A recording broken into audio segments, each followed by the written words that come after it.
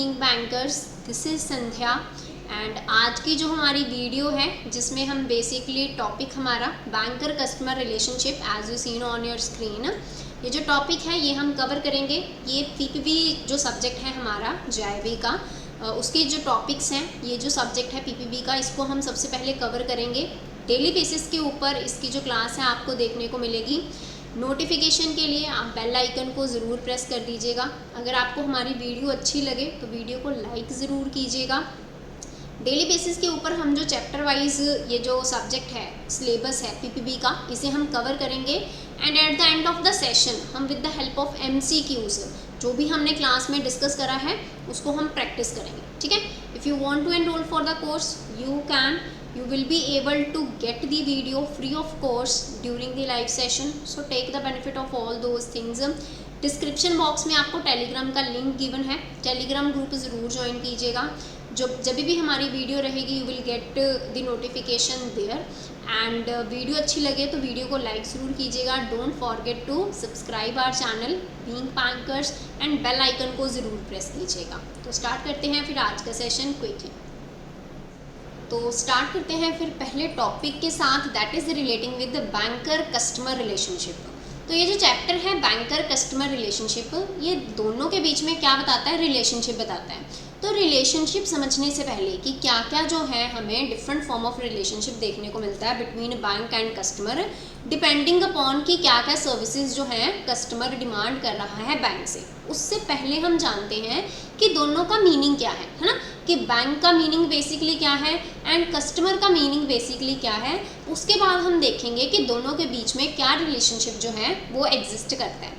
तो सबसे पहले अगर मैं बैंक की डेफिनेशन की बात करूं तो हम सब फैमिलियर हैं ये फैक्ट के साथ कि बैंक की जो डेफिनेशन है, क्लियर कट डेफिनेशन हमें एक एक्ट में देखने को मिलती है, that is banking regulation act. Banking regulation act 1949 का सेक्शन 5 सब सेक्शन बी, इसको आपने अच्छे से ध्यान में रखना है। Section 5 sub section B of banking regulation act जो है ये बैंक की डेफिनेशन की बात करता है। अभी ये एक्ट के अकॉर्डिंग बैंक की डेफिनेशन बेसिकली क्या है इसको समझते हैं। ठीक है, डिस्क्रिप्टिव समझने से पहले थोड़ा सा अगर मैं इन जनरल बात करूं तो हम सब फैमिलियर हैं ये फैक्ट के साथ कि बैंक बेसिकली क्या करते हैं, बैंक एक्सेप्ट करते हैं डिपॉजिट्स। बैंक बेसिकली क्या करते हैं, एक्सेप्ट करते हैं डिपॉजिट्स। जो भी जनरल पब्लिक कस्टमर्स जो हैं डिपॉजिट्स जो हैं डिपॉजिट करवाते हैं बैंक के पास, हम नॉर्मली जाके जो पैसा है वो जमा करवाते हैं ना, सो बैंक क्या करते हैं, एक्सेप्ट करते हैं डिपॉजिट। किस पर्पज़ के लिए एक्सेप्ट करते हैं, मेनली दो पर्पज़ रहते हैं। एक है लैंडिंग, कि ये फर्दर आगे क्या कर पाएँ, लैंड कर पाएँ, जिनको भी रिक्वायरमेंट है लोन की उनको ये क्या है, लैंड कर पाएँ। दूसरा यहाँ पे क्या पर्पज़ रहता है, इन्वेस्टमेंट, फॉर इन्वेस्टमेंट पर्पज़ ये जो पैसा है इसका यूज़ करा जाए। ये दो पर्पज़ रहते हैं। ठीक है, बैंक जो है एक्सेप्ट करते हैं deposit for what purpose, for lending और इन्वेस्टमेंट। एंड अगर मैं ये डिपॉजिट्स की बात करूँ, ये जो डिपॉजिट्स हैं ऑन डिमांड रीपे करे जाएंगे। जब भी डिमांड अराइज होगी ऑन डिमांड ये जो डिपॉजिट हैं ये रीपे करे जाएंगे by the bank, on demand repayable by the bank. या मैं ऐसे भी कह सकती हूँ कि आप ये जो डिपॉजिट्स हैं इन्हें विड्रॉ करवा सकते हो, आप फॉर्म फिल करके विड्रॉ करवा सकते हो, है ना, एंड विड्रॉएबल फॉर्म्स रहते हैं। आप चेक के ज़रिए, ड्राफ्ट के ज़रिए, है ना, ये जो डिपॉजिट्स हैं इन्हें क्या हो, विड्रॉ करवा सकते हो। तो यही सारी चीज़ें बताई गई हैं जो डेफिनेशन की मैं बात कर रही हूँ सेक्शन 5B के अंदर। ठीक है, सेक्शन 5B के अंदर यही बताया गया है कि जो बैंक हैं, बैंक डिपॉजिट एक्सेप्ट करते हैं किस पर्पज़ के लिए, लैंडिंग एंड इन्वेस्टमेंट के लिए। एंड ये जो डिपॉजिट्स हैं ऑन डिमांड रीपे करे जाएंगे बैंक की तरफ से, या आप ये जो डिपॉजिट्स हैं इन्हें विड्रॉ करवा सकते हो थ्रू चेक, ड्राफ्ट्स और otherwise. Getting my point.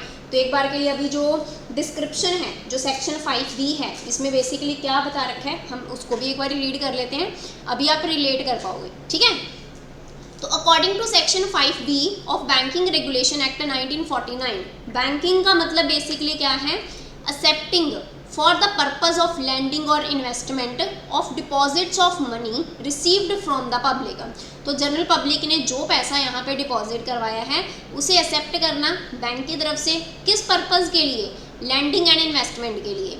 And ये जो पैसा डिपॉजिट करवाया गया है ये रीपेएबल करा जाएगा by the bank to the customer on demand or otherwise, and that can be withdrawable by cheque, draft, order or otherwise. यही चीज़ मैंने आपको समझाई थोड़ा डायग्रामेटिक वे में। आई होप सो अभी आप रिलेट कर पा रहे होंगे with the definition of bank. ठीक है, एंड कौन सा एक्ट जो है ये डेफिनेशन की बात करता है? Banking regulation act 1949। कौन सा सेक्शन? Section 5 subsection B. दोनों ही चीज़ें इंपॉर्टेंट हैं अपने आप में, तो इनको ध्यान में ज़रूर रखिएगा। ठीक है, अभी हमने बैंक की डेफिनेशन की बात तो कर ली, अभी देखते हैं कि कस्टमर का मीनिंग बेसिकली क्या है। जैसे मैं बैंक की डेफिनेशन की बात करूं तो क्लियर कट हमें देखने को मिला कि भाई एक पर्टिकुलर एक्ट है, एक पर्टिकुलर एक्ट का एक पर्टिकुलर सेक्शन है जिसमें प्रॉपर डेफिनेशन गिवन है बैंक की। अगर मैं कस्टमर की बात करूं, क्या कस्टमर की भी ऐसे कहीं डेफिनेशन गिवन है? तो इसका आंसर है नो, कोई लीगल डेफिनेशन अवेलेबल नहीं है कस्टमर की। लेकिन हमने जो कस्टमर की जो डेफिनेशन है इसे ड्राइव करा है from different judgment. For example जैसे नेगोशिएबल इंस्ट्रूमेंट एक्ट है, इसका सेक्शन 131, ठीक है, इसकी जजमेंट के बेस के ऊपर हम बोलते हैं कि भाई कस्टमर वो पर्सन है जिसने बैंक में अपना अकाउंट ओपन करवाया। Getting my point? तो नेगोशिएबल इंस्ट्रूमेंट एक्ट का सेक्शन 131 जो है इसके अकॉर्डिंग आप कस्टमर किसको बोलोगे? ये जो एक्ट है इसकी जजमेंट के ऊपर आप कस्टमर किसको बोलोगे? जो बंदा यहाँ पे अकाउंट ओपन करवाएगा बैंक के पास। ठीक है, जो भी यहाँ पे KYC रिक्वायरमेंट है, प्रॉपर जो डॉक्यूमेंट सबमिट करवाने हैं वो सबमिट करवाए। उसके बाद एक कस्टमर ने अपना अकाउंट ओपन करवाया तो वो क्या कहलाएगा? बैंक का कस्टमर। जो पर्सन ने अकाउंट ओपन करवाया वो क्या कहलाएगा? बैंक का कस्टमर। या फिर KYC गाइडलाइंस की अगर मैं बात करूँ, अगर कोई पर्सन फाइनेंशियल ट्रांजैक्शन करता है या कोई एक्टिविटी करता है रिपोर्टिंग एंटिटी के साथ, रिपोर्टिंग एंटिटी का मतलब क्या हुआ यहाँ पे? बैंक। ठीक है, रिपोर्टिंग एंटिटी के साथ अगर कोई फाइनेंशियल नेचर की ट्रांजैक्शन करी, ठीक है, तो वो पर्सन क्या कहलाएगा? कस्टमर कहलाएगा। According to KYC guideline, a person who is engaged with the financial transaction और activity with the reporting entity and include a person on whose behalf the person who is engaged in the transaction or activity, या उसके behalf के ऊपर financial transaction करी जा रही है या वो जो पर्सन है वो खुद जो है वो फाइनेंशियल ट्रांजैक्शन कर रहा है with the reporting entity. Reporting entity यहाँ पे क्या है? बैंक। ठीक है, तो अकॉर्डिंग टू KYC गाइडलाइन वो पर्सन क्या कहलाएगा? कस्टमर। अगर लीगल डेफिनेशन की बात करूँ तो कस्टमर की कोई लीगल डेफिनेशन, कोई पर्टिकुलर एक्ट, पर्टिकुलर सेक्शन जो है ऐसा नहीं है जो लीगली डिफाइन करता है कस्टमर की डेफिनेशन को। ठीक है, तो आई होप सो दोनों का मीनिंग क्लियर हो गया हो। अभी हम देखते हैं कि ये जो बैंक एंड कस्टमर है इनके बीच में हमें कौन कौन सा रिलेशनशिप जो है वो देखने को मिलता है। सबसे पहले अगर मैं यहाँ पे बात करूँगी डेटर क्रेडिटर रिलेशनशिप, सबसे पहले हम यहाँ पे डिस्कस करेंगे डेटर क्रेडिटर रिलेशनशिप। तो जब भी कस्टमर ने यहाँ पे बैंक के पास पैसा जो है वो डिपॉजिट करवाया, जब भी यहाँ पे कस्टमर ने बैंक के पास पैसा डिपॉजिट करवाया तो वो केस में हमें जो रिलेशनशिप देखने को मिलता है वो कहलाता है डेटर क्रेडिटर। बैंक यहाँ पे क्या एक्ट करेंगे? डेटर, एंड कस्टमर यहाँ पे एक्ट क्या करेंगे? क्रेडिटर। इसको एक एग्जाम्पल की हेल्प के साथ समझते हैं। जैसे मान लो कि कोई पर्सन है ए, ठीक है, इन्होंने क्या करा, ये बैंक के पास गए एंड बैंक में लेट्स सपोज इन्होंने 10,000 रुपीज़ जो है ये डिपॉजिट करवा दिए।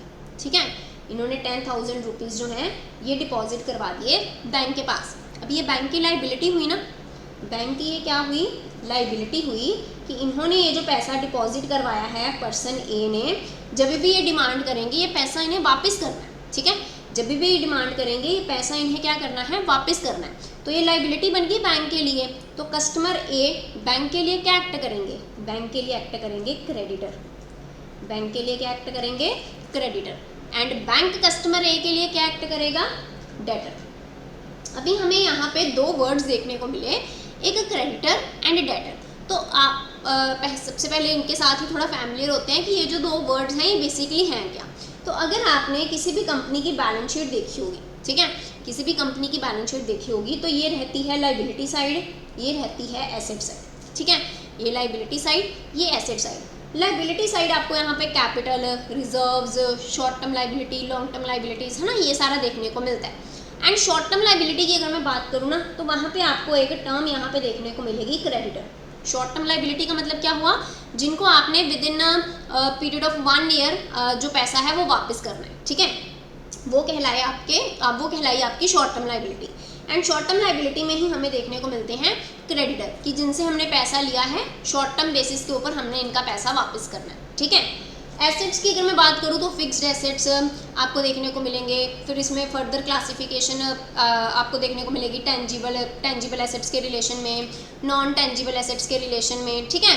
कैश देखने को मिलेगा, करंट एसेट्स देखने को मिलेंगे, डेटर्स देखने को मिलेंगे, ठीक है। तो यहाँ पे अगर मैं करंट एसेट्स की बात करूँ, एक फिक्स्ड एसेट्स हो गए, एक करंट एसेट्स हो गए। फिक्स्ड एसेट्स जो लॉन्ग टर्म बेसिस के लिए जो बिजनेस में है आपको देखने को मिलेंगे, करंट एसेट्स जो फॉर अ शॉर्टर पीरियड से फॉर अ 1 ईयर।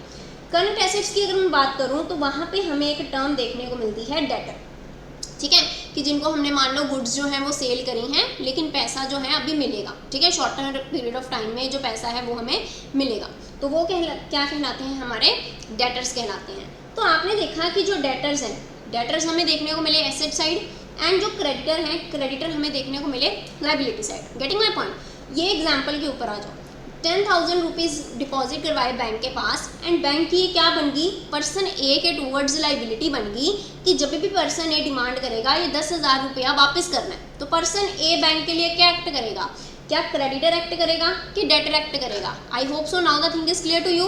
लाइबिलिटी बनी है तो कस्टमर इसके लिए क्या एक्ट करेगा, क्रेडिटर एक्ट करेगा। Getting my point. तो इन केस ऑफ डिपॉजिट,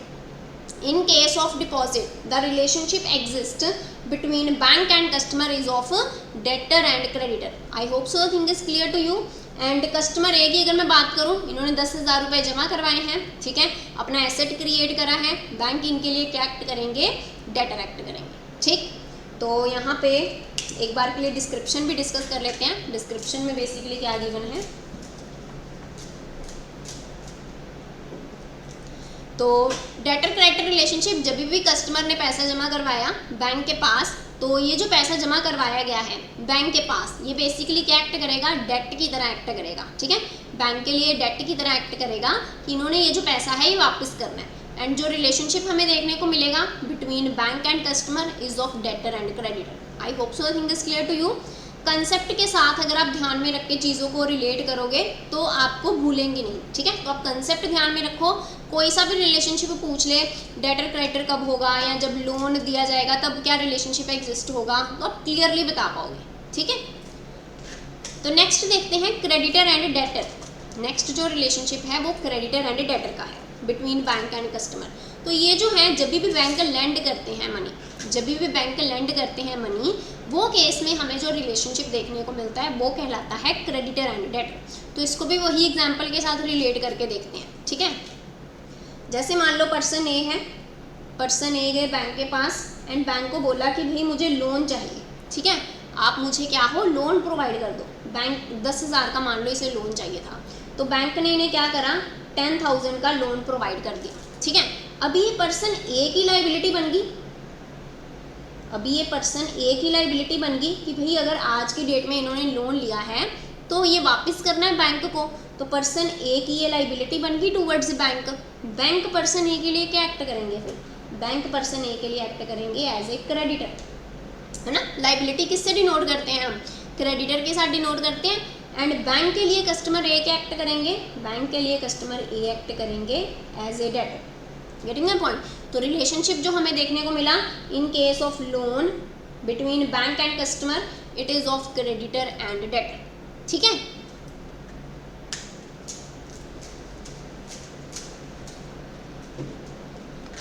तो नेक्स्ट जो रिलेशनशिप है that is of bailor and bailee, ठीक है। बेलमेंट का कंसेप्ट जो है यहाँ पे हम डिस्कस करेंगे बेसिकली। तो बेलर एंड बेली जो रिलेशनशिप है इसको एक बारी with the help of example जो है हम डिस्कस करते हैं, ठीक है। फिर हम आते हैं ये डेफिनेशन के ऊपर। जैसे मान लो कि कोई पर्सन है ए, ठीक है, इनका फ्रेंड है कोई पर्सन बी, एंड लेट से कि बी का भी आगे कोई फ्रेंड है पर्सन सी, ठीक है। पर्सन बी ने पर्सन सी को लेट से कहीं ड्रॉप करने जाना,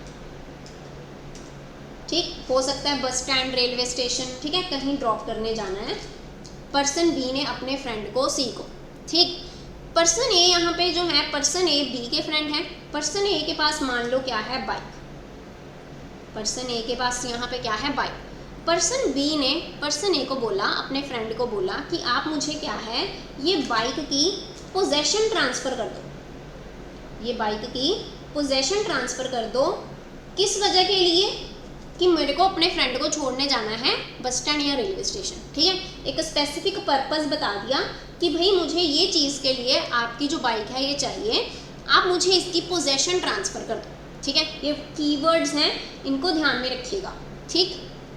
यहाँ पे पर्सन ए की बाइक है, इन्होंने बेसिकली क्या करा, पोजेशन ट्रांसफ़र करी अपनी बाइक की पर्सन बी को फॉर अ स्पेसिफिक पर्पस। तो ये जो बेसिकली यहाँ पे हमें देखने को मिला बिटवीन ए एंड बी, है ना, ये है ही बेसिकली क्या, this is the concept of bailment. यहाँ पे पर्सन ए ने क्या करा, अपनी बाइक बेल करी, पर्सन बी को उसकी पोजेशन ट्रांसफ़र करी फॉर अ स्पेसिफिक पर्पस। तो पर्सन ए यहाँ पे क्या कहलाया, बेलर। पर्सन ए यहाँ पे क्या कहलाया, बेलर। एंड पर्सन बी की अगर मैं बात करूँ तो ये यहाँ पे क्या कहलाया, बेली। जिस पर्सन ने बेल करी वो कहलाया बेलर, जिसने यहाँ पे ली है वो कहलाएगा बेली, ठीक है। एंड आपका जो इंडियन कॉन्ट्रैक्ट एक्ट है उसका सेक्शन 148 जो है ये बेलमेंट की बात करता है, ठीक है, ये बेलमेंट की बात करता है। अभी आप बोलोगे कि भाई ये चीज़ हमें क्यों, है ना, हम बैंक कस्टमर रिलेशनशिप में हम ये ऐसी चीज़ क्यों देख रहे हैं? तो बैंक कस्टमर रिलेशनशिप में भी तो हमें देखने को मिलता है in case of safe custody article, एक स्पेसिफिक पर्पस के लिए आप पोजेशन जो है वो ट्रांसफ़र करते हो। कस्टमर जो है यहाँ पे बेल करता है अपनी जो भी उनके वैल्यूएबल्स हैं, गुड्स हैं बैंक के पास, तो यहाँ पे कस्टमर क्या कहलाया, बेलर कहलाया। बैंक को जो है वो गुड्स बेल करेगी वो कहलाया बेली, ठीक है। तो आई होप सो कि ये जो कॉन्सेप्ट है बेलमेंट का, बेलर एंड बेली का, ये क्लियर हो गया, ठीक। एंड ये जो बेलमेंट है ये फॉर कंसिडरेशन भी हो सकती है एंड विदाउट कंसिडरेशन भी हो सकती है।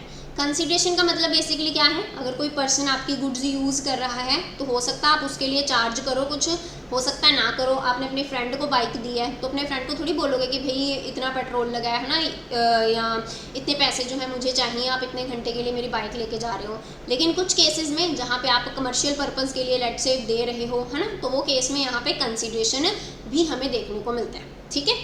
So this is the concept of bailment.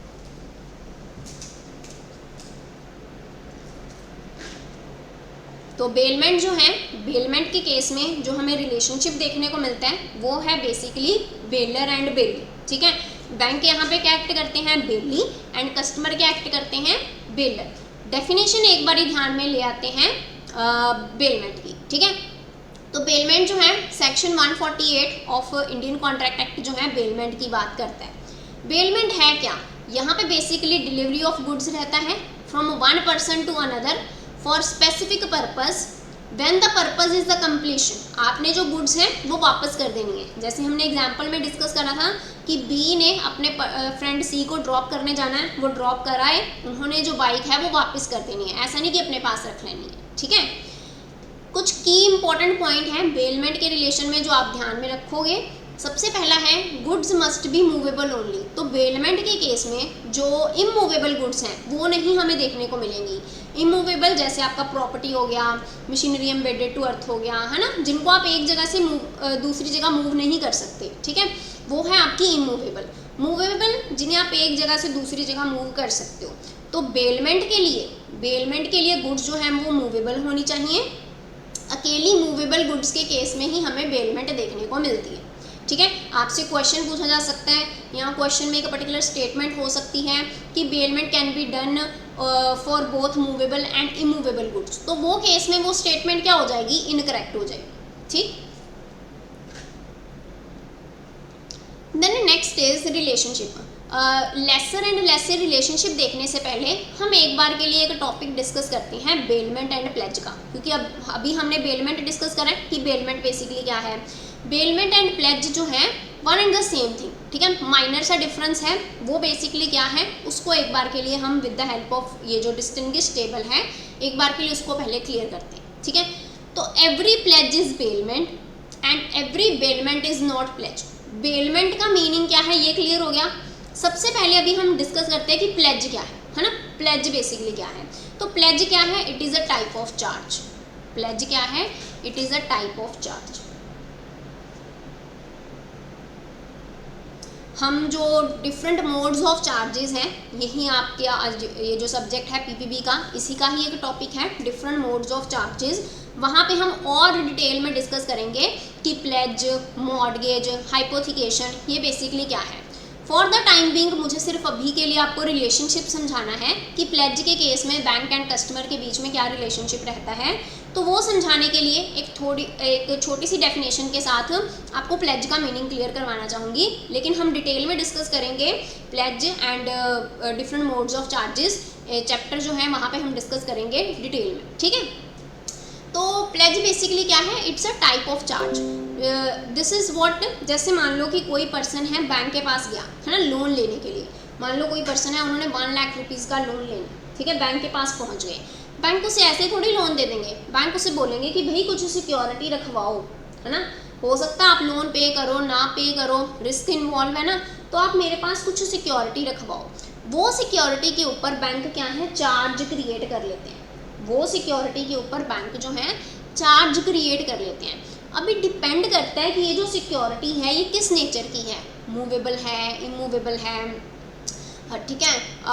उसके ऊपर डिपेंड करता है कि क्या टाइप ऑफ चार्ज जो है वो क्रिएट करा जाएगा, ठीक है।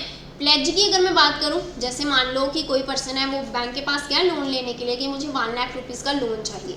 इन्होंने इसके लिए क्या कहा, इन्होंने अपना जो गोल्ड है, ठीक है, मान लो इनके पास गोल्ड पड़ा था, गोल्ड को एज ए सिक्योरिटी रखवा दिया बैंक के पास। बैंक ने क्या करा, ये गोल्ड के ऊपर चार्ज क्रिएट कर लिया कि जब तक आप पैसा पे नहीं करोगे, जितना आपने लोन लिया है आप पे नहीं करोगे, तब तक ये जो गोल्ड है ये वापस नहीं करा जाएगा कस्टमर को, ठीक है। गोल्ड के ऊपर क्या क्रिएट कर लिया, चार्ज क्रिएट कर लिया। एंड इस तरीके का चार्ज जो क्रिएट करा गया है ना, जहाँ पे पोजेशन ट्रांसफ़र करेगी, यहाँ पे कस्टमर ने अपना, मान लो कि पर्सन ए था, इनके पास जो है गोल्ड ज्वेलरी पड़ी थी, इन्होंने वो जो गोल्ड ज्वेलरी है इसकी पोजेशन ट्रांसफ़र करी ना, तो जहाँ पे पोजेशन ट्रांसफ़र करी है ना कस्टमर के द्वारा बैंक को, इन केस ऑफ गोल्ड आपका नेशनल सेविंग सर्टिफिकेट्स इसका एग्जांपल है, ठीक है। तो वो केस में जो चार्ज क्रिएट करा जाता है वो कहलाता है आपका प्लेज, वो कहलाता है प्लेज।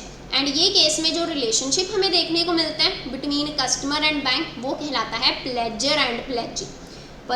कस्टमर ए क्या कहलाएगा, प्लेजर, जिन्होंने गुड्स अपनी प्लेज करी, ठीक है। एंड बैंक क्या कहलाएंगे, प्लेज, ठीक। तो I hope so thing is clear to you कि प्लेज क्या है एंड बेलमेंट क्या है। तो एवरी प्लेज इज बेलमेंट, हर प्लेज क्या है, बेलमेंट है। लेकिन हर बेलमेंट आप प्लेज नहीं बोल सकते, ठीक है। हर प्लेज क्या है, यहाँ पे बेलमेंट है, यानी प्लेज क्या हो गया, नैरो टर्म होगी, एंड वाइडर टर्म जो है हमें देखने को मिली bailment. Getting my point. Pledge जो है ये नैरो टर्म होगी एंड बेलमेंट जो है ये वाइडर टर्म होगी, कि हर प्लेज जो है ये बेलमेंट है, लेकिन हर बेलमेंट प्लेज नहीं कहलाएगी, ठीक है।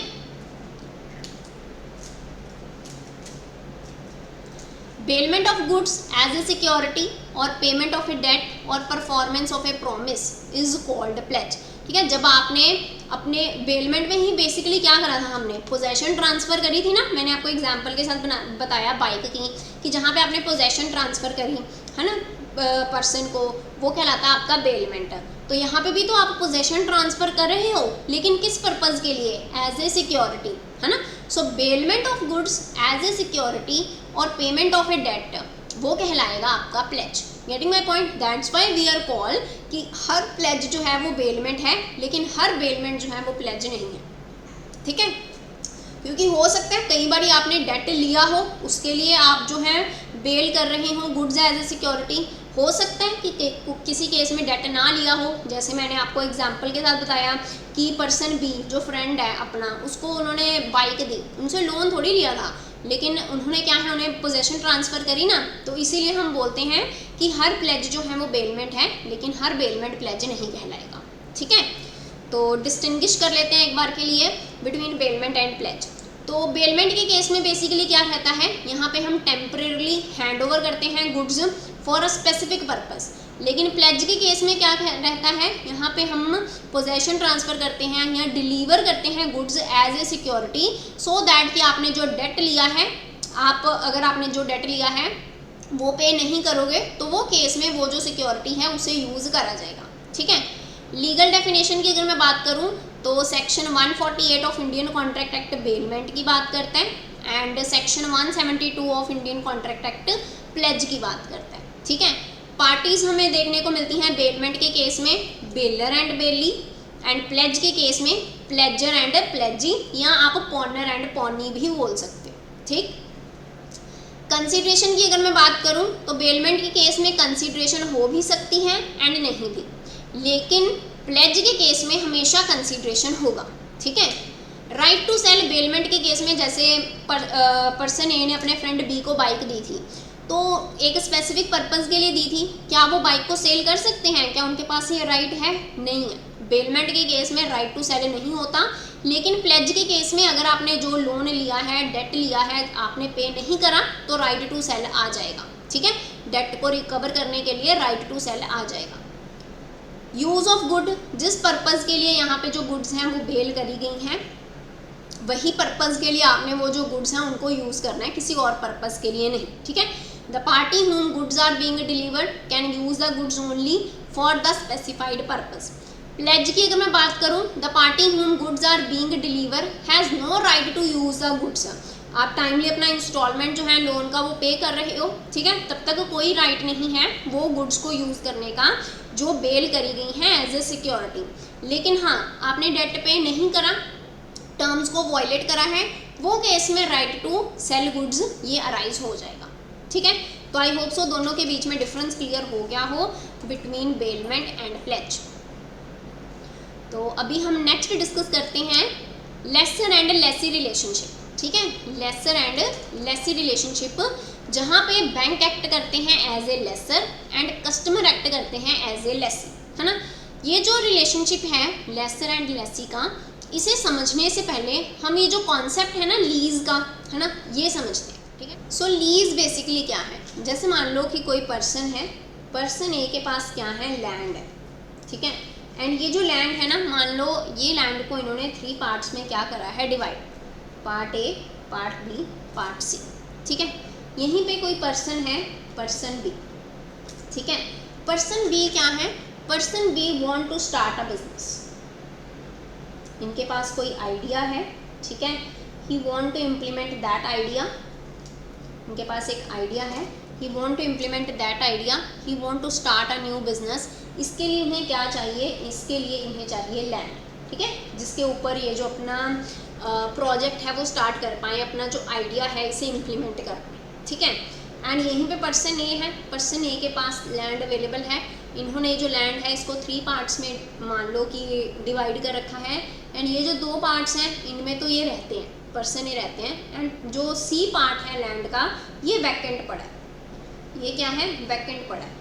तो पर्सन बी जो है पर्सन ए को बोले कि भाई ऐसे ऐसे करके मुझे जो है ये पीस ऑफ लैंड जो है ये चाहिए अपना बिजनेस स्टार्ट करने के लिए। पर्सन ए ने बोला ठीक है, मेरे पास ये जो लैंड है ये अवेलेबल है, आप इसे जो है आप ले सकते हो अपना बिजनेस स्टार्ट करने के लिए, एंड इसके बदले में आप मेरे को पीरियोडिक बेसिस के ऊपर पेमेंट जो है वो करते रहना।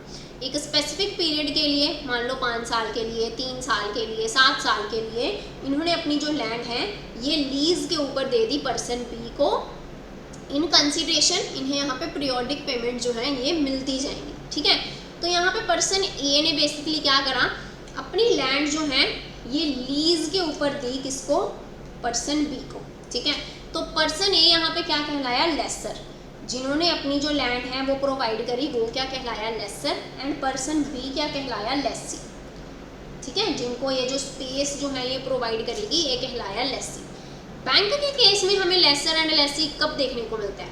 हमें पता है कि बैंक के केस में हमें लॉकर वाला केस देखने को मिलता है ना। बैंक जो है लॉकर की फैसिलिटी प्रोवाइड करते हैं ना, जिनमें आप अपने वैल्यूएबल्स, डॉक्यूमेंट्स, है ना, प्रॉपर्टी पेपर जो आपने रखना है आप रख सकते हो। लॉकर फैसिलिटी प्रोवाइड करते हैं। लॉकर बेसिकली क्या है? एक कैबिनेट सा है, स्पेस है। बैंक बेसिकली क्या कर रहे हैं? एक स्पेस प्रोवाइड कर रहे हैं आपको कि जहाँ पे आप अपने वैल्यूएबल्स जो है वो रख सकते हो। तो क्या रिलेशनशिप एग्जिस्ट होगा? इसी के जैसा देखने को मिल रहा है ना आपको, स्पेस प्रोवाइड करा जा रहा है बैंक की तरफ से। तो बैंक यहाँ पे स्पेस प्रोवाइड कर रहे हैं, बैंक क्या कहलाएंगे यहाँ पे? लेसर। एंड कस्टमर को यहाँ पे स्पेस प्रोवाइड करेगी, कस्टमर यहाँ पे क्या कहलाएगा? Lessee. I hope so think is clear to you, lessor and lessee relationship between bank and customer. तो रिलेशनशिप जो है हमें देखने को मिलता है लेसर एंड लेसी का बैंक एंड कस्टमर के बीच में। लीज का जो कॉन्सेप्ट है मैंने आपको बता दिया, अभी हमने ये जो डिस्क्रिप्टिव वे में लिखा है मैंने आपको with the help of diagram ये समझाया है।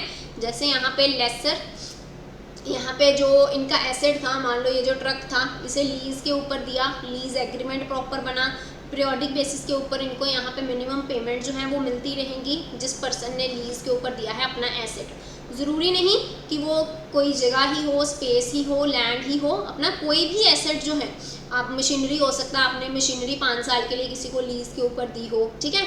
अपना ये जो ट्रक है जैसे ये दिया है, लैंड है ये दी है, अपना जो एसेट आपने लीज के ऊपर दिया है जिसके बदले में आपको यहाँ पे मिनिमम जो है लीज पेमेंट मिलती रहेगी, जिस पर्सन ने लीज के ऊपर दिया है वो कहलाएगा लेसर, एंड जिसको ये जो दिया गया है वो कहलाएगा लेस, ठीक है। तो एक बार के लिए डेफिनेशन भी पढ़ लो। लीज क्या है? कॉन्ट्रैक्चुअल एग्रीमेंट है जहाँ पे one party that is owner of the asset grant other party the right to use the asset in return of a periodic payment. यही हमने डिस्कस करा, ठीक है, एग्जाम्पल में। When a customer hire a safe deposit locker, तो safe deposit लोकर के case में यहाँ पे बैंक भी जो है यहाँ पे स्पेस प्रोवाइड कर रहे हैं ना, तो बैंक यहाँ पे क्या कहलाते हैं? लेसर, एंड कस्टमर यहाँ पे क्या कहलाते हैं? Lessee. Bank is a lessor या लाइसेंसर भी बोल सकते हो इसे, and hirer of the safe deposit locker is a lessee. Customer यानी कस्टमर को आप यहाँ पे क्या बोलते हो? लेसी बोलते हो, या टेनेंट बोलते हो, या लाइसेंसी बोलते हो, ठीक है। तो ये जो डिफरेंट नेम्स हैं इनको भी ध्यान में रखिएगा, ठीक। देन बेलमेंट एंड प्लेज हमने डिस्कस कर लिया। Next is bank as a agent. तो जब भी बैंक हमारे बिहाफ के ऊपर हमारी स्टैंडिंग इंस्ट्रक्शंस के अकॉर्डिंग काम करते हैं तो वो हमारे लिए एज ए एजेंट काम कर रहे हैं। जैसे मान लो आपने स्टैंडिंग इंस्ट्रक्शन जो दी हुई हैं कि भाई मेरे अकाउंट को इस तरीके से ऑपरेट करना है, या इनको पेमेंट करनी है, या आप मेरे बिहाफ के ऊपर ये चेक कलेक्ट कर लेना, ये बिल पे कर देना। तो बैंक जो है कस्टमर के बिहाफ के ऊपर बहुत सारे काम करते हैं ना एज ए एजेंट बन के, है ना। तो वो केस में हमें जो रिलेशनशिप देखने को मिलता है जहाँ पे कस्टमर स्टैंडिंग इंस्ट्रक्शन देता है बैंक को, एंड वो स्टैंडिंग इंस्ट्रक्शंस के अकॉर्डिंग बैंक काम करते हैं, वो केस में जो रिलेशनशिप एग्जिस्ट होता है बिटवीन बैंक एंड कस्टमर वो कहलाता है आपका एजेंट एंड प्रिंसिपल का, ठीक है। So bank act as an agent of the customer and perform number of agency function. जैसे हमारे बिहाफ के ऊपर या कस्टमर के बिहाफ के ऊपर अगर यहाँ पे बैंक जो है सिक्योरिटीज़ को बाय एंड सेल करे, कलेक्ट करे चेक को, ठीक है, कस्टमर के बिहाफ के ऊपर कोई बिल पेमेंट है उसको करे, तो यहाँ पे जो बैंक हैं वो क्या एक्ट करते हैं? एज एन एजेंट, ठीक है, एंड कस्टमर क्या एक्ट करते हैं? As a principal. Next is indemnifier and indemnified. Next is indemnifier and indemnified. तो ये जो कॉन्सेप्ट है इसे समझने से पहले हमें एक कॉन्सेप्ट है कॉन्ट्रैक्ट ऑफ इंडेमनिटी, ठीक है, उसको समझते हैं कि कॉन्ट्रैक्ट ऑफ इंडेमनिटी बेसिकली क्या है, फिर आप जो है रिलेशनशिप समझ पाओगे इंडेमनीफायर एंड इंडेमनीफाइड का, ठीक है। तो कॉन्ट्रैक्ट ऑफ इंडेमनिटी हम समझते हैं with the help of an example. जैसे मान लीजिए कि कोई पर्सन है ए, ठीक है, ये गए बैंक के पास एंड बैंक को बोला कि भाई मेरे लिए 50,000 का डिमांड ड्राफ्ट बनवा दो, ठीक है, मेरे लिए 50,000 का डीडी डिमांड ड्राफ्ट बनवा दो। बैंक ने इनके लिए क्या है? डिमांड ड्राफ्ट बना दिया। कस्टमर ए जो है, ठीक है, ये डिमांड ड्राफ्ट लेके आ रहे थे अपने घर, ठीक है, घर पहुँचे, घर आते ही इन्हें रियलाइज़ हुआ कि ये जो मैंने डिमांड ड्राफ्ट बनवाया था ये तो रास्ते में ही क्या हो गया? गुम हो गया, ठीक है। गए फटाफट बैंक के पास फिर से, एंड बैंक को बोला कि भाई आपने जो डिमांड ड्राफ्ट मेरे को बना के दिया वो रास्ते में हो गया गुम, ठीक है, मुझे क्या है? आप डुप्लीकेट डिमांड ड्राफ्ट इशू कर दो, मुझे क्या है? आप डुप्लीकेट डिमांड ड्राफ्ट इशू कर दो। तो पहला क्वेश्चन तो यही अराइज होगा कि क्या bank duplicate demand draft issue करेंगे? तो इसका आंसर है yes, bank duplicate demand draft issue करेंगे, लेकिन यहाँ पे एक अश्योरेंस लेंगे, ठीक है, लेकिन यहाँ पे अश्योरेंस लेंगे किससे? ये कस्टमर से, कि भाई मैं तो आपको डुप्लीकेट डिमांड ड्राफ्ट इशू कर दूँ, मान लो जिस भी पर्सन को ये जो डिमांड ड्राफ्ट है ये मिला होगा, इसने आके प्रेजेंट कर दिया बैंक में डिमांड ड्राफ्ट, मेरा तो लॉस हो जाएगा, है ना, मेरा तो लॉस हो जाएगा। तो आप मुझे यहाँ पे एक अश्योरेंस दो। बैंक बेसिकली यहाँ पे क्या करेंगे? बैंक बेसिकली यहाँ पे एक बॉन्ड साइन करवाएंगे, ठीक है, ये अश्योरेंस लेंगे with the help of a bond कि भाई अगर मुझे लॉस हुआ आपकी वजह से या किसी थर्ड पार्टी की वजह से, या तो आपकी वजह से या किसी थर्ड पार्टी की वजह से अगर मुझे लॉस हुआ तो वो लॉस आप ही बेयर करोगे, ठीक है। ऐसा जो है ये एश्योरेंस लेंगे with the help of bond sign करवाएंगे। ये जो बॉन्ड है ये कहलाता है बेसिकली इंडेमनिटी बॉन्ड। ये जो बेस बॉन्ड है ये कहलाता है इंडेमनिटी बॉन्ड। तो यहाँ पे पर्सन ए जो है ये एश्योरेंस प्रोवाइड कर रहे हैं, ये कहलाएंगे इंडेमनीफायर, ये कहलाएंगे इंडेमनीफायर। एंड जिस पर्सन को यहाँ पे एश्योरेंस दी गई है, बैंक को एश्योरेंस दी गई है, बैंक कहलाएगा यहाँ पे इंडेमनीफाइड, बैंक कहलाएगा इंडेमनीफाइड, या आप इसे इंडेमनिटी होल्डर भी बोल सकते हो, ठीक है। तो आई होप सो क्लियर हो गया हो कि इंडेमनिटी बॉन्ड बेसिकली क्या है, जहाँ पे बेसिकली बैंक जो है कस्टमर को बोलते हैं कि भाई अगर मुझे लॉस हुआ आपकी वजह से या किसी थर्ड पार्टी की वजह से तो वो लॉस जो है आप बेयर करोगे, ठीक। ये हमें एफडी के केस में, डुप्लीकेट एफडी जो है वो केस में, डुप्लीकेट डिमांड ड्राफ्ट के केस में जो है हमें ये वाला केस जो है इंडेमनिटी बॉन्ड का ये देखने को मिलता है। रिलेशनशिप जो है वो क्या कहलाता है, इंडेमनीफायर एंड इंडेमनीफाइड का, ठीक है। तो अभी थोड़ा डिस्क्रिप्शन जो है इसको डिस्कस कर लेते हैं।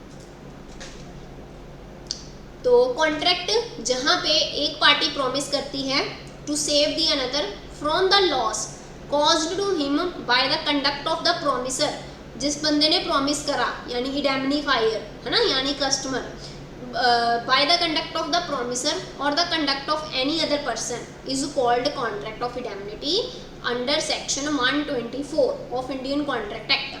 आज का जो सेशन है हमने यहाँ पे बेसिकली कौन कौन से सेक्शन जो है या कौन कौन से एक्ट जो हैं वो डिस्कस करें, उसको भी एक बार के लिए देखते हैं। सबसे पहले हमने बैंक की डेफिनेशन डिस्कस करी, section 5B of banking regulation act. फिर उसके बाद हमने डिस्कस करा बेलमेंट, है ना, कौन सा सेक्शन था, section 148 of Indian contract act. फिर हमने डिस्कस करा pledge, section 172 of Indian contract act. अभी हम डिस्कस कर रहे हैं indemnity, contract of indemnity, section 124 of Indian contract act, ठीक है, section 124 of Indian contract act. तो ध्यान में रखिएगा, ठीक है। इस धीरे धीरे करते ही जब आप चीज़ों को ध्यान में रखोगे तो पाइलअप हो जाएंगी, है ना, कंपाइल हो जाएंगी। फिर लास्ट में आपको अलग से जो सेक्शंस जो हैं उन्हें याद करने की ज़रूरत नहीं पड़ेगी। तो आज ही के इस सेशन में हमने ये चारों चीज़ें कवर करी। तो आई होप सो कि अभी ये चारों सेक्शन आपको ध्यान में रहेंगे। 148 is for bailment, 172 is for pledge, 124 is for contract of indemnity, ठीक है। एंड यहाँ पे जो रिलेशनशिप जो है हमें देखने को मिलता है between bank and customer, that is of indemnified या इंडेमनिटी होल्डर बोल लो एंड इंडेमनीफाइड, ठीक है। ये जो रिलेशनशिप है हमें कौन से केस में देखने को मिलता है, जब भी डुप्लीकेट डिमांड ड्राफ्ट या एफडी जो है, एफडी रिसिप्ट जो है ये इशू करी जाए, ठीक है, डुप्लीकेट, वो केस में हमें कॉन्ट्रैक्ट ऑफ इंडेमनिटी देखने को मिलता है। यहाँ पे जो इंडेमनिटी होल्डर है या इंडेमनीफाइड जो है, जिन्हें आप प्रॉमिसी भी बोलते हो, इनके कुछ राइट्स हैं, ठीक है, इनके कुछ राइट्स हैं। क्या क्या राइट्स हैं, जो भी इनका डैमेज होगा, जो भी इनकी लॉसेस होंगे या कॉस्ट होंगे रीइंबर्समेंट के रिलेशन में, वो सारे जो हैं इन्हें रीइंबर्स करे जाएंगे। सबसे पहला जितना भी जो भी डैमेजेस हैं, ठीक है, recovery of all the damages compelled to pay due to indemnified matter, जो भी यहाँ पे इन्होंने डैमेजेस जो हैं बेयर करे हैं उनकी रिकवरी इंडेमनिटी होल्डर का राइट है, ठीक है। दूसरा reimbursement of cost incurred in a legal suit, अगर कोई लीगल सूट फाइल करा है उसके लिए इन्होंने कॉस्ट बेयर करी तो उसे भी रीइंबर्स करा जाएगा, ठीक, बाय द इंडेमनीफाइड।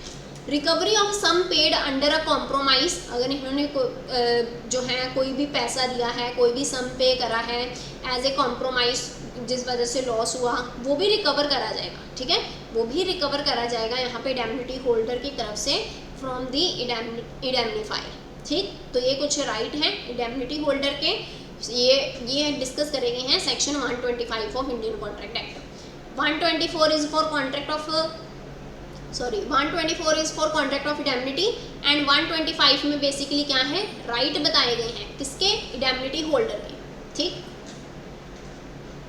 तो ये था आज का चैप्टर बैंकर कस्टमर रिलेशनशिप के ऊपर।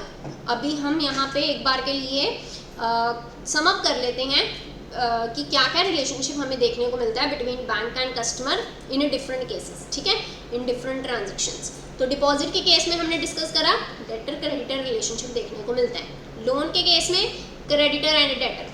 सेफ कस्टडी आर्टिकल के केस में बेलर एंड बेली का जो रिलेशनशिप है हमें देखने को मिलता है। लोकर के केस में हमने लीज वाली एग्जांपल के साथ इसको रिलेट करके समझा है, ठीक है। लेसर एंड लेसी का रिलेशनशिप जो है हमें देखने को मिलता है in case of locker. Collection of cheque हमारे बिहाफ के ऊपर स्टैंडिंग इंस्ट्रक्शंस के अकॉर्डिंग हमारे जो है बैंक जो है यहाँ पे एक्ट कर रहे हैं, तो यहाँ पे एजेंट प्रिंसिपल रिलेशनशिप देखने को मिलेगा। डीडी बनवाया है यहाँ पे, तो debtor creditor relationship. Pledge, mortgage and hypothecation की अगर मैं बात करूँ, ये बेसिकली क्या है, टाइप ऑफ चार्ज है। हम जो डिफरेंट मोड्स ऑफ चार्जेस हैं जब हम डिस्कस करेंगे वो चैप्टर, तो वहाँ पे ये डिटेल में डिस्कस करेंगे बेसिकली क्या है। अभी के लिए सिर्फ इतना ध्यान में रखिएगा कि ये केस में रिलेशनशिप हमें कौन सा देखने को मिलता है between bank and customer. Pledge के केस में हमें देखने को मिलेगा प्लेजर एंड प्लेजिंग या पॉनर एंड पॉनिंग। मॉर्गेज के केस में मॉर्गेजर एंड मॉर्गेजी, ठीक है। कस्टमर क्या कहलाएगा, मॉर्गेजर, बैंक क्या कहलाएंगे, मॉर्गेजी। हाइपोथिकेशन के केस में हमें देखने को मिलेगा हाइपोथिकेटर एंड हाइपोथिकेटी, ठीक है। स्टैंडिंग इंस्ट्रक्शन जब भी रहती हैं एजेंट प्रिंसिपल रिलेशनशिप देखने को मिलता है हमें। फिर हमारे बिहाफ के ऊपर सिक्योरिटीज परचेज करेंगे अगर बैंक, यानी हमारे लिए काम कर रहे हैं एज ए एजेंट, तो एजेंट प्रिंसिपल रिलेशनशिप देखने को मिलेगा। यहाँ पे आर्टिकल्स लेफ्ट बाय मिस्टेकन, गलती से कोई आर्टिकल्स जो हैं, गुड्स जो हैं हम भूल आए हैं बैंक में, तो यहाँ पे ट्रस्टी बेनिफिशियरी जो रिलेशनशिप है ये देखने को मिलता है बैंक एंड कस्टमर, ठीक।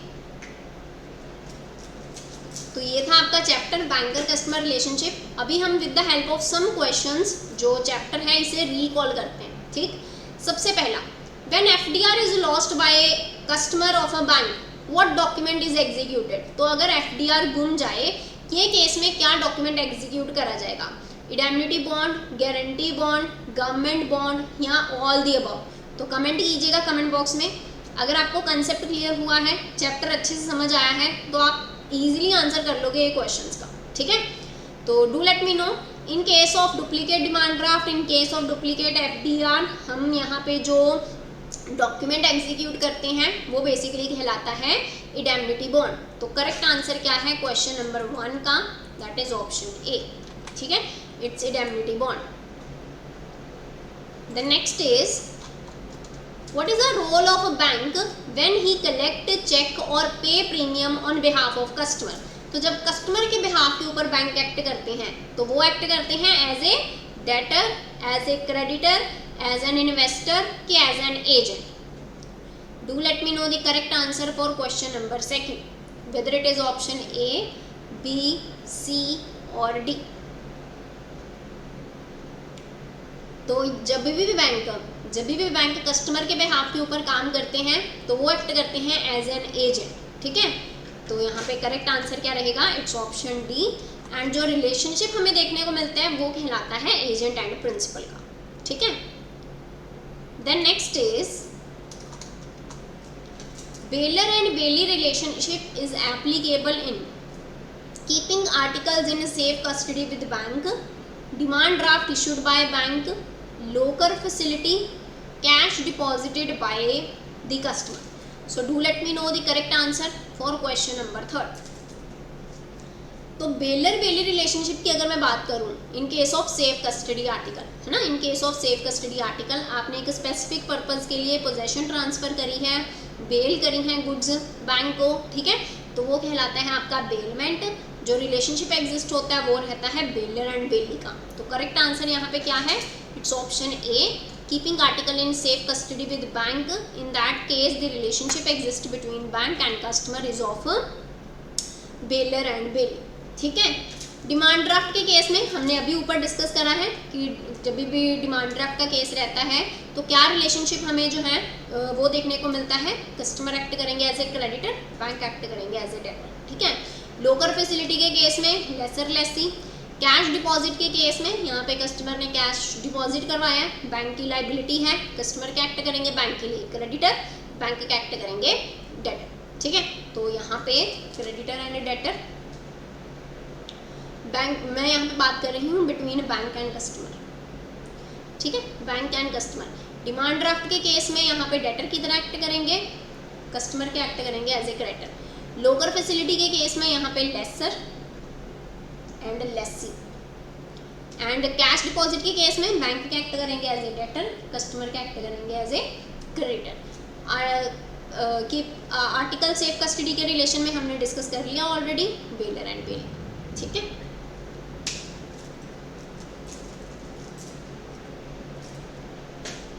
The next question is, what is the relationship between bank and customer in case of locker? तो लोकर फैसिलिटी के केस में क्या रिलेशनशिप देखने को मिलता है हमें? It is of lesser and lessee।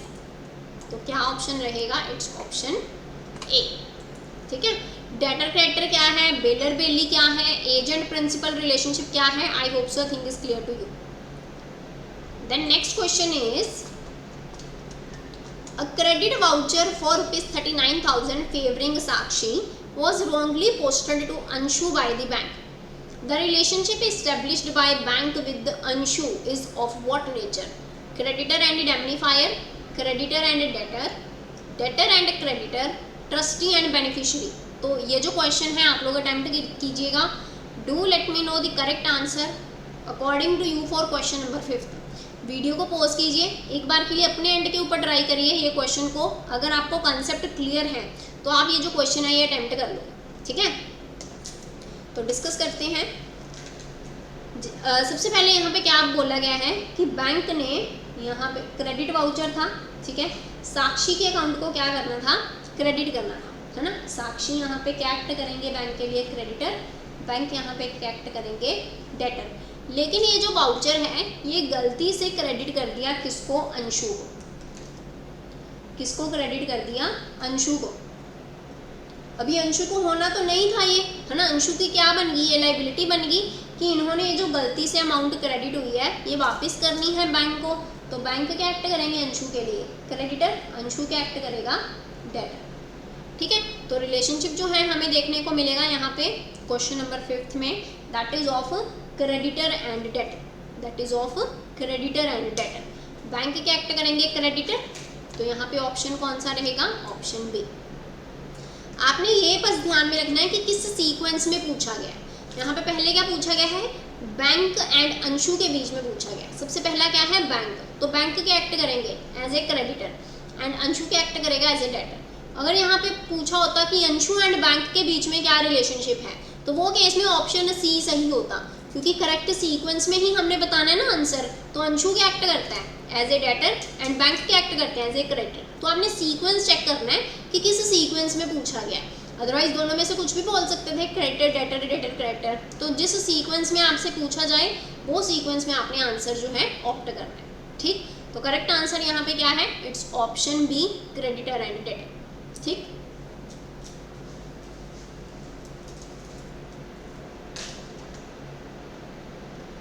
The next question is, the relationship between a bank and customer is of that of a debtor and creditor, that of a creditor and debtor, primarily that of a debtor and creditor, A and B together। तो क्या relationship हमें देखने को मिलता है bank and customer? आप बोलोगे कि डेटर क्रेडिटर भी देखने को मिलता है, क्रेडिटर डेटर भी देखने को मिलता है। ऑप्शन डी क्या है? यहाँ पे करेक्ट है। लेकिन अगर मैं यहाँ पे बात करूँ ना कि मोस्टली या प्राइमरली, बैंक बेसिकली बैंक के पास हम नॉर्मली क्या करवाते हैं? पैसा जमा करवाने जाते हैं, है ना।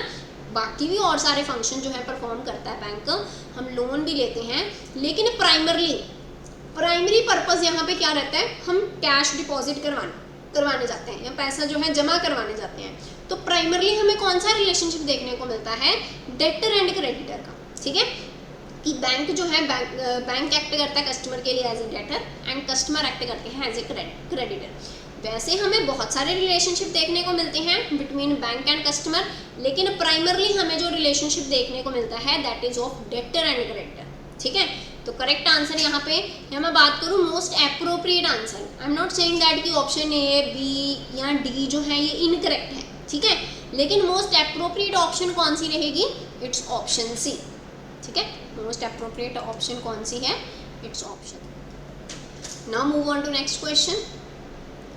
So in executing standing instructions, there exists a relationship of debtor and creditor, trustee and beneficiary, bailee and bailor, agent and principal. तो जब भी स्टैंडिंग इंस्ट्रक्शन दी जाती हैं कस्टमर की तरफ से बैंक को, एंड बैंक ने वो इंस्ट्रक्शंस के अकॉर्डिंग काम करना है, तो बैंक एक्ट करते हैं एज ए एजेंट। तो क्या रिलेशनशिप हमें देखने को मिलेगा between bank and customer? It is of agent and principal. ठीक है, it is of agent and principal. Then next is when a customer deposit money with his bank, the money handover to the bank is a debt, advance, loan, bank charges। तो जब भी यहाँ पे customer ने पैसा deposit करवाया bank के पास, जैसे मान लो कस्टमर ए है, कस्टमर ए ने यहाँ पे 10,000 रुपीज़ डिपॉजिट करवाए यहाँ पे बैंक के पास, तो ये जो 10,000 रुपये जमा करवाए हैं ये बैंक की लाइबिलिटी है, वापस करना है कस्टमर ए को। कस्टमर क्या एक्ट करेगा? क्रेडिटर। बैंक क्या एक्ट करेगा? डेटर। एंड ये जो अमाउंट है ये बैंक के लिए क्या है? डेट। वापस करना है ये जो पैसा है कस्टमर ए को, ये अमाउंट क्या है? डेट है बैंक के लिए। तो यहाँ पे करेक्ट आंसर क्या रहेगा? इट्स ऑप्शन ए। जब भी बैंक हमें यहाँ पे मनी प्रोवाइड करते हैं, लोन प्रोवाइड करते हैं, ठीक है, जब भी पैसा बैंक देते हैं तो वो आपका कहलाता है एडवांस या लोन्स। ठीक है, एंड बैंक चार्जेस यहाँ पे कोई सर्विसेज प्रोवाइड करे जा रहे हैं बैंक की तरफ से, जैसे SMS चार्जेस हमें देखने को मिलते हैं, है ना, आपने स्टैंडिंग इंस्ट्रक्शंस के अकॉर्डिंग काम नहीं करा है, या कोई फीस है, पेनल्टी है ना, चार्जेस हैं, तो वो बैंक चार्जेस का पार्ट रहेंगे। ठीक,